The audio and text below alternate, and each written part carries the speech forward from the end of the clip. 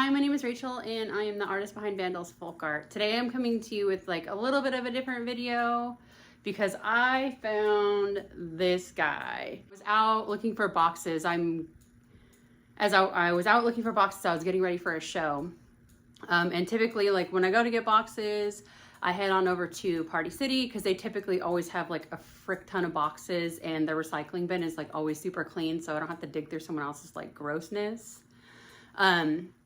So with that being said, as I was pulling into the parking lot, like behind Party City, I saw just a torso sitting in front of the dumpster. You know your goal ain't gonna leave a torso behind. So I went ahead and picked it up and put it in the back of my van. And then after I put it in the back of my van, I went around to the front of the recycling bin and slid open the window. And when I slid open the window, I saw some feet sticking out and I was like, well, maybe those feet go to the torso and I'm not gonna leave those guys sitting behind either. So I went ahead and picked those guys up too. And as I was pulling boxes out to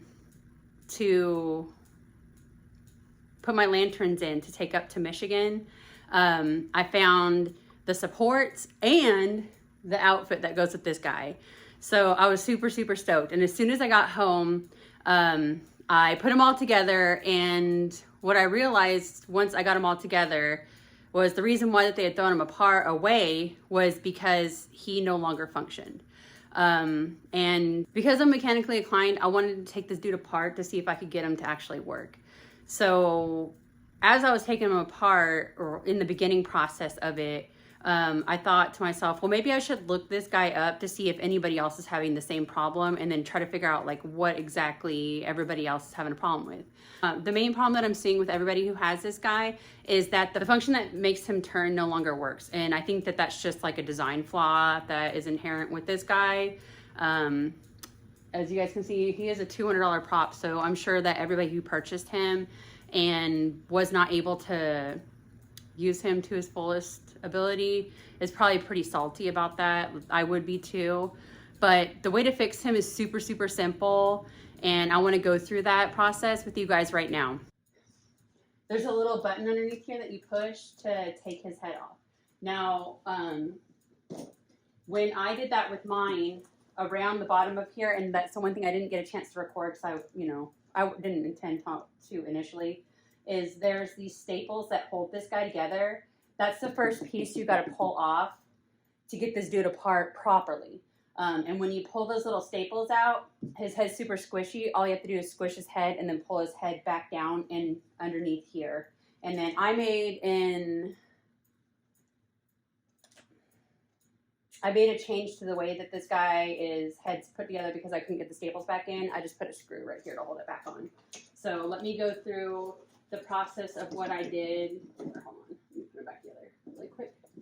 Free my hands up. Okay.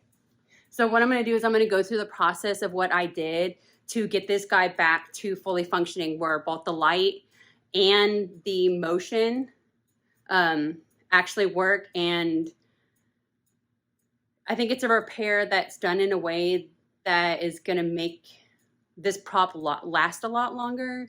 And then hopefully, like those of you who have purchased this prop and it no longer works, I'm able to help you guys to get it back to working. Okay, so the first step in getting this guy taken apart is you got to take off this little doohickey that's on the bottom. It's the part that basically attaches the head to the pole. There's 4 little bitty screws that you need to take out in order to get that piece off so that you can get to the parts underneath. Okay, and then once you get that part off, you're going to want to slide it on out. There are a couple of wires up here that attach the sound and motion box to the top of the animatronic. You're going to want to pull those off. They have a little tab on them. It's kind of hard to do with one hand, but I can get it. But basically you just pinch this little tab and then pull the bottom off, and then that is what's going to help you to disconnect those wires. The next piece that you're going to take off is this little basket piece that forms the shoulders of the animatronic. There are 4 screws that attach that to the base of the bottom of the head. They're pretty easy to take out, and I'm going to go ahead and pull all 4 of those guys out, and then we'll go ahead and get onto disassembling the actual motor part so that we can get into where all the broken pieces are.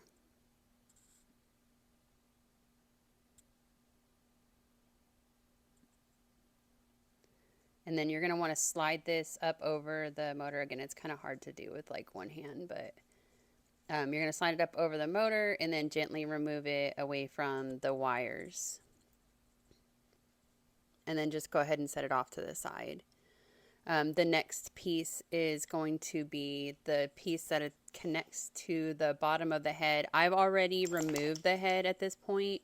There's just like one single screw that holds the head on, and then I took out the first 2 screws that hold the plate that holds the head on to the bottom of the motor. And then what I did, that I marked one of the screws just so I know where that's supposed to sit positionally in there. The part that's broken is right here. What I did was I just added a screw in there so that it sits in that little plastic slot, so that when the motor turns, it actually moves the animatronic. And then I went ahead and took that crappy washer and I replaced it with a sturdier rubber band. And when I put it on the first time, it's straight, but I went ahead and took it back apart later and I put a little twist in the middle just to make sure that it was getting enough grip on the bottom of the motor so that it works. And then here I am just testing it just to make sure that everything is now working again. Make sure that you switch out that rubber band because it kind of sucks. But there you can see the bottom. That's where that screw that I put in sits inside that little slotted track. And that's what actually makes the animatronic turn. Now I did eventually take it back apart and then put the screw on top of that slot instead of it being underneath. Okay, and then another change that I have made is that foam rubber underneath there is super sticky. So I just shoved the softer foam on top of that just to keep it from like binding up on the super sticky foam that's underneath. I found that was just it was just too much for the motor to try to turn with how sticky that foam underneath there is. Another thing that I did was instead of the pants being hung on the hangers that it came with, I went ahead and hung them off of rubber bands just to remove any additional friction.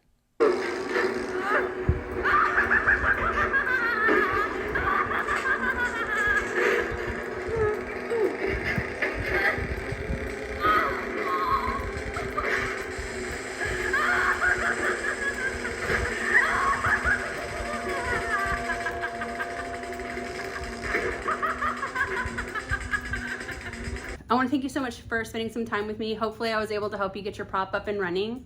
If you enjoyed this video, please feel free to hit the like button. If you want to see more of this type of content, please feel free to subscribe. And I want to thank you so much for hanging out with me, and I'll see you in the next one.